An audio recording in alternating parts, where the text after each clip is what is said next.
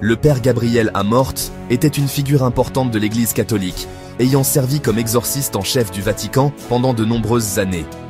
Il était connu pour sa foi inébranlable et son dévouement à combattre les forces démoniaques. Amort croyait fermement à la réalité du mal et à l'importance de l'affronter de front. Né en 1925, Amort a dédié sa vie à la prêtrise. Il s'est impliqué dans la pratique de l'exorcisme relativement tard dans sa carrière, la reconnaissant comme un aspect crucial de son ministère. Les expériences d'Amort avec les possédés ont solidifié sa croyance en l'existence du diable. Tout au long de ses années de service, Amort a pratiqué d'innombrables exorcismes, témoignant directement de l'impact profond du combat spirituel. Il a souvent parlé de l'importance de reconnaître la réalité du mal et du pouvoir de la foi pour le surmonter.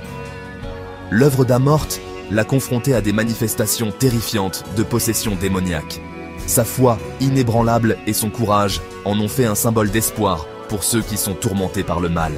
Sa vie et son œuvre continuent d'inspirer l'admiration et la fascination, nous rappelant la puissance durable de la foi dans un monde souvent enveloppé de ténèbres.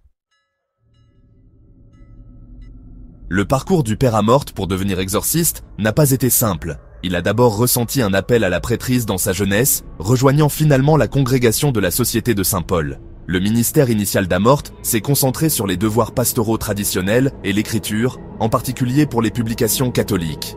Ce n'est qu'en 1986, à l'âge de 61 ans, qu'Amort a été nommé exorciste par le cardinal Ugo Poletti, le vicaire général de Rome.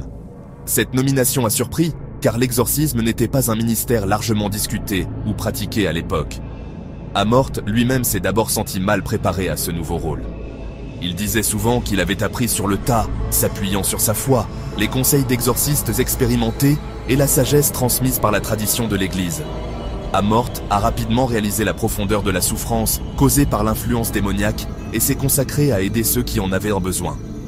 Les expériences d'Amort en tant qu'exorciste ont profondément affecté sa compréhension de la foi et de la nature du mal. Il est devenu convaincu que le diable était réel et actif dans le monde, travaillant souvent par l'intermédiaire d'agents humains pour répandre la souffrance et le désespoir. Tout au long de sa carrière, le père Gabriel Amort a réalisé de nombreux exorcismes qui ont marqué durablement ceux qui les ont vus. Chaque exorcisme témoignait de sa foi profonde et de sa résolution inébranlable à combattre le mal. L'un des cas les plus remarquables concernait une jeune femme qui faisait preuve d'une force extraordinaire et parlait plusieurs langues qu'elle n'avait jamais apprises. Les prières et les rituels incessants d'Amort l'ont finalement libérée de l'emprise démoniaque, démontrant le pouvoir de la foi et de la persévérance.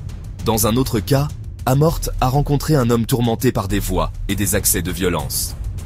Malgré la gravité de la possession, le calme et la foi inébranlable d'Amort ont aidé à exorciser les démons, apportant la paix à l'âme troublée. Ces exorcismes, et bien d'autres, ont souligné l'impact profond du travail d'Amort, démontrant le pouvoir durable de la foi face aux ténèbres. L'exorcisme occupe une place importante au sein de l'Église catholique, servant de puissant rappel de la lutte constante entre le bien et le mal. Le travail du père Gabriel Amort, en tant qu'exorciste, a mis en lumière l'engagement de l'Église à répondre aux besoins spirituels de ses fidèles. Par ses exorcismes, Amort a renforcé l'importance de la foi, de la prière et des sacrements dans la lutte contre les forces des ténèbres.